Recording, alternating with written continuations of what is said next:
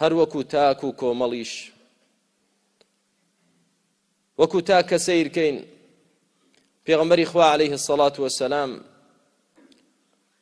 بۆمان باسی ئەوە دەکا کە هەر کەسێک دەستنوێژ بگرێت و بڕوا بۆ مزگەوتێک لە مزگەوتەکان بە نیەتێکی خالصەوە ئەوە خوای پەروەردگار لە گوناهەکانی پاچی دەکاتەوە.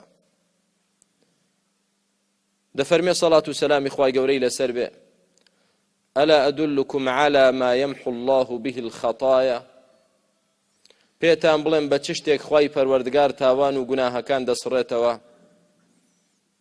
فەرموویان بەڵێ ئەی پێغەمبەری خوا عەلەیه السەڵات وەسەلام. فەرمووی ئیسباغ الوضوء على المكاره وكثرة الخطى إلى المساجد وانتظار الصلاة بعد الصلاة. ئەوەی کە گوناه دەسڕێتەوە ئەوەی ئینسان دەستنوێژ بگرێت بە تایبەتی لە کاتی سەرمادا کە دەستنوێژ دەگریتەوە و خۆت بۆ نوێژ ئامادە دەکەیت و پێ هەڵهێنانت و ڕۆیشتنت بۆ ماڵێک لە ماڵەکانی خوا گوناهت دەسڕێتەوە.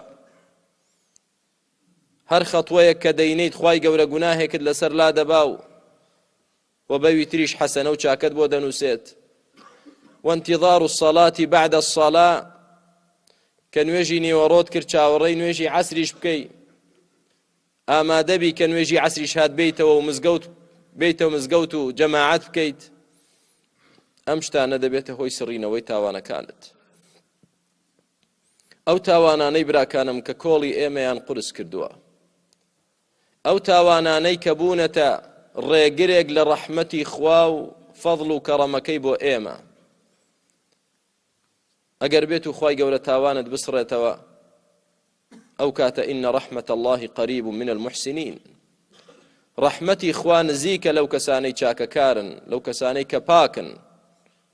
ئەو کاتە بەختەوەری دنیا و قیامەت دەبیت. بەهۆی چیەوە؟ بەهۆی مزگەوتەوە.